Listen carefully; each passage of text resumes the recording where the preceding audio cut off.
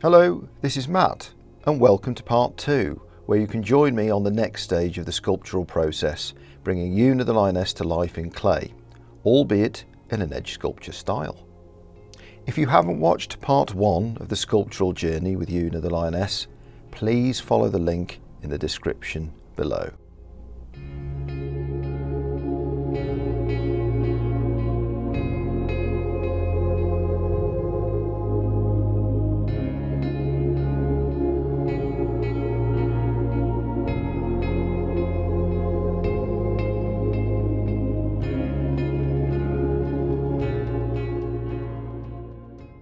Hello folks, I've moved the camera because I felt that it gives you a far better angle to see how the piece is starting to look from now on. It's probably suitable for the build-up process, having it more of a profile shot, but now I'm starting to work on the front and slow down a little bit.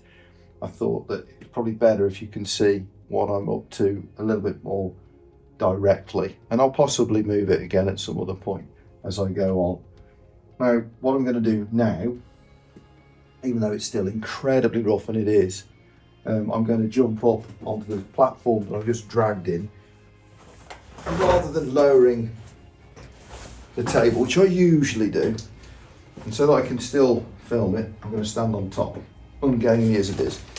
And the reason for that is I want to try and retain some symmetry in the piece, and the only real way of doing this is to look down on the piece. So I'm looking at everything going down.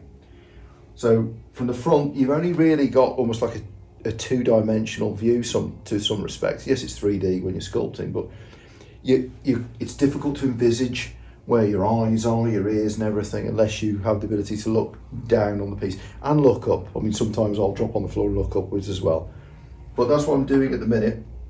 I'm literally going to see how far out I am with things, etc. I've already started having a look at it with that respect, and putting some lines in just as a guide point.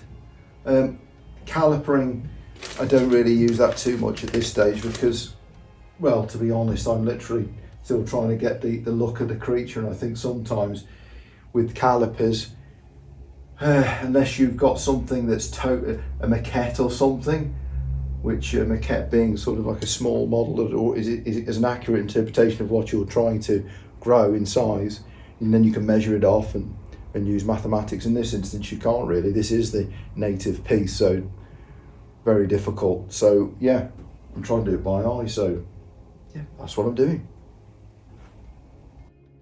My journey began after being contacted by the Big Cat Sanctuary with a very interesting opportunity indeed, which was to create a sculpture that could, in some small part, support their magnificent campaign going forwards. Of course, I was incredibly flattered to even be asked, and having since had the pleasure of visiting the sanctuary and seeing Yuna the Lioness in person, there is no doubt she's making positive steps to recovery, but she still has a long way to go. And Cam and his team will certainly need the funds to do it. With this very much in mind, my personal goal is to try and create a piece that not only captures her physical presence, but also makes for a wonderfully soulful piece that many will want to cherish and bring into their own homes. Once the clay sculpture is completed, the intention is to produce a finished, fully hand-painted piece that with every single sale will include a percentage of donation going directly to support the amazing work of the Big Cat Sanctuary in Kent.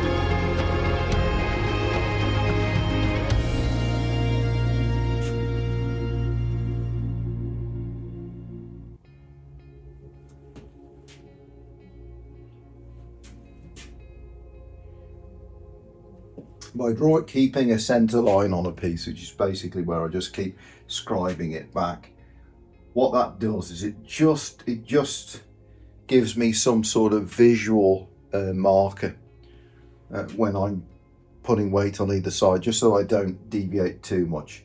I can always go a little bit more specific with tools to measure it, but at this stage it's good enough. It's just basically I just lean back and I can see roughly where I'm going.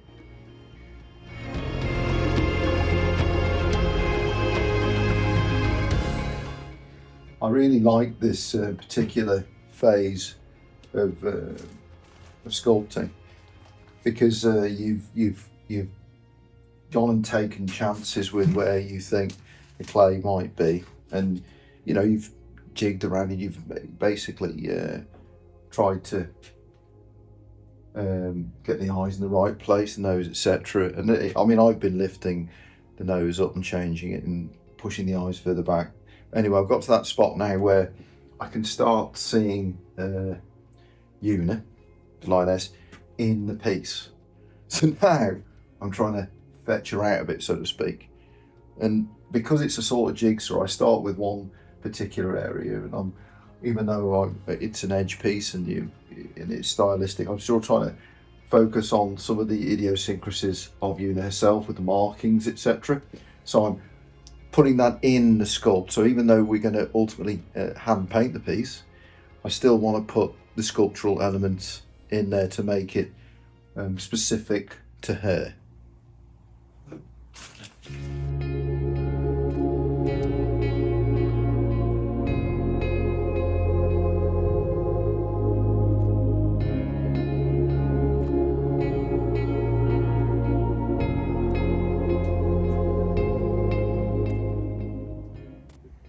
One other thing I'm trying to bear in mind as well with the piece is that it is actually going to be painted.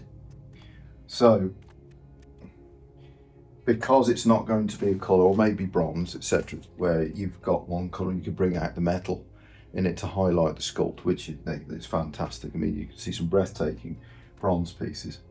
But because this is painted, I've got to almost imagine where the black is going to permeate from and come through, and also where the light's ultimately going to go through it, because this is far from as hollow and as open as it's going to be. It's going to be a lot more I suppose skeletal when it's finished, but no, I'm bearing that in mind so that when we do paint it, I want certain things to pop out. So I've got to also bet to make sure that I leave those stylistic cues in there along the way.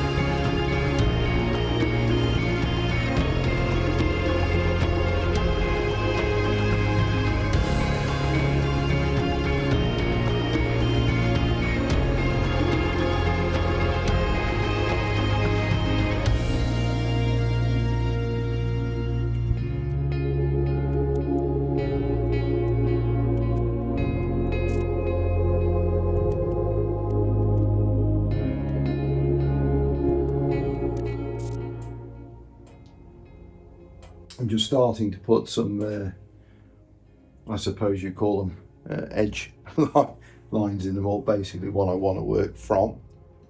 I did say earlier that that's what I'm trying to bear in mind, that to start that process of how I want it to, start looking in terms of having that sort of very primitive, ambiguous, carved, I guess, or sculpted look.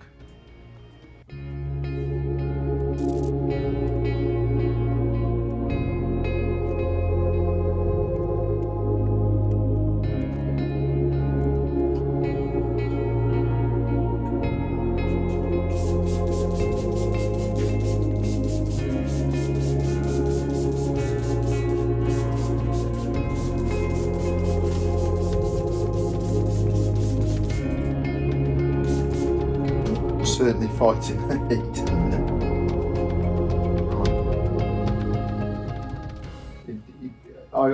If I can start looking at a piece and looking into their eyes, even though I haven't actually put any detail in her eyes yet, I can look past that. You can always see what relationship you've got, and I'm constantly looking at pictures, and all the pictures are actually quite different. But I guess your mind, the human mind's quite clever like that. It can, I suppose, morph them into a singular, and I think that's what I'm doing. I'm not literally looking at a specific picture.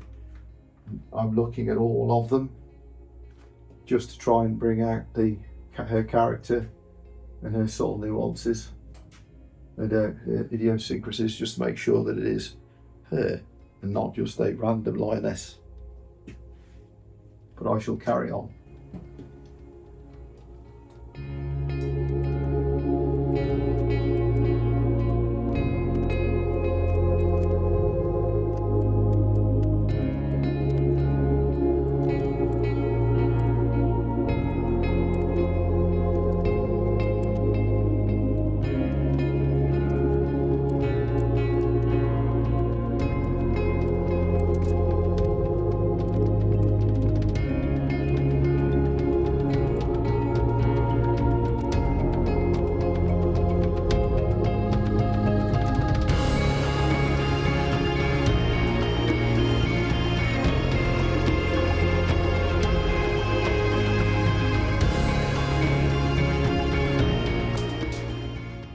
So yeah, I'm just going to be working on getting this side sort of mapped out a little bit better to match that sort of side. I mean, I've still got so much work down here to do, but I'm more focused at this particular point on making sure I've got a relationship happening between the eyes, expression, mouth and ears.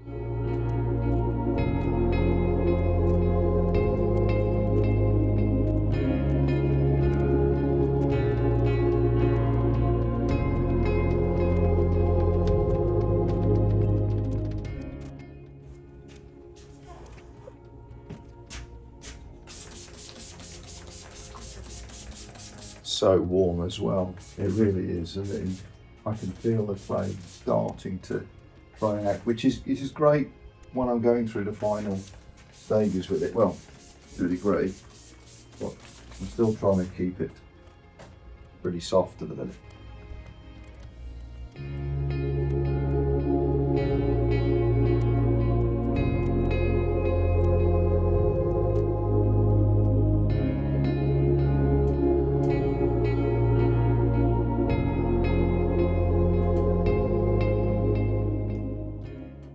I'm battling with the temperature outside at the minute. It's roasting. That can cause issues with clay because it dries out in air. I can't put fans on. It dries the piece out really quickly. I don't work in a concrete block, so I am at a little bit of the mercy of what's going on outside. It is very humid, so hence the reason why I've got cling film on the ears. That's just to try and prevent them from drying out when I'm working on other parts. Now I do use the hardening process of clay to my advantage at a later stage, but I'm still wanting it to be malleable. So yeah, I'll just be throwing loads of water on it and keep it going.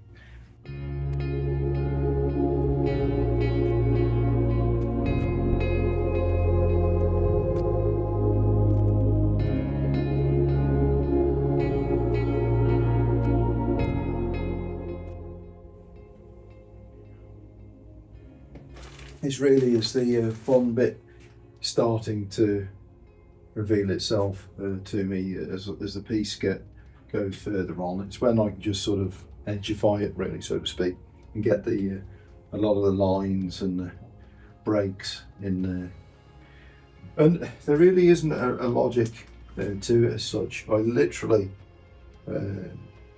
sculpt the piece and constantly moving the turntable round to see where I want to put them. And then I guess you just hopefully the picture or the piece reveals itself. Nevertheless, it's enjoyable because you never really know yourself what it's going to look like 100%. You don't. You take risks, really.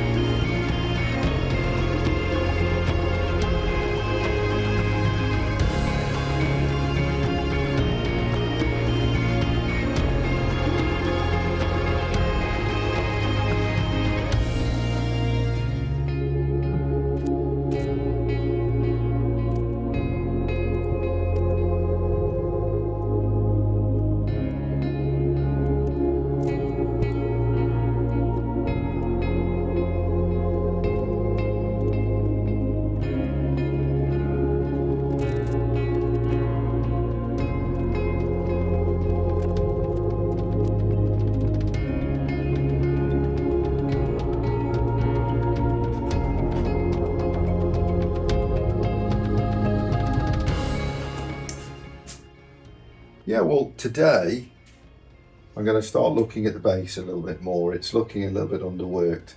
Not that the rest is looking super evolved as it is, but I'm still wanting to sort of bring this section out a bit to give me sort of like a broader view of what the whole piece might look like as I start closing in on it. I do have to bear in mind a lot with the base, with a piece like this, because the way we cast, the way we manufacture it, the way it holds its weight, it has to be robust. So I can't make the areas too thin for obvious reasons. It'll break when it falls down. I mean, they're effectively cast out of stone, so you have to bear that in mind. So that's the process I'm going to look at. I've got some new clay because it's been so hot. Anything I had has just dried straight out. I mean, it's good. When I open the bag and I open it up, it unfortunately, yes, I can put my hand in quickly, but yes, it's also been soaked in the hot air. So that should enable me to just quickly get something together. So yeah, better get on with it.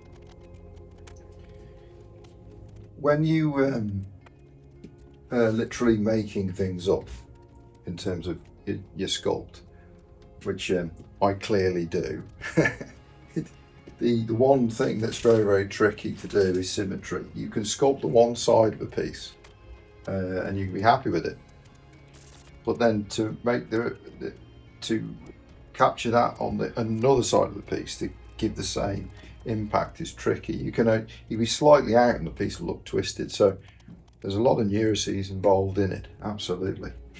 I don't think I'm alone in that. I would imagine anybody that's sculpting or painting maybe.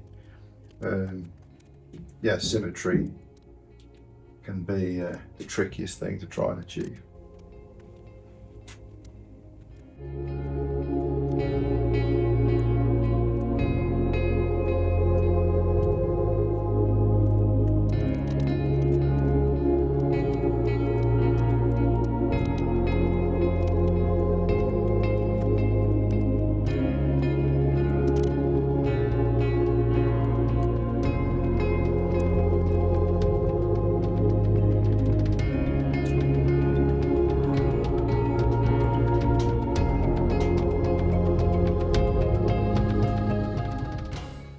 I really hope you've enjoyed watching the second part of this creative process and will join me for the conclusion of this journey of the sculpting phase in part 3.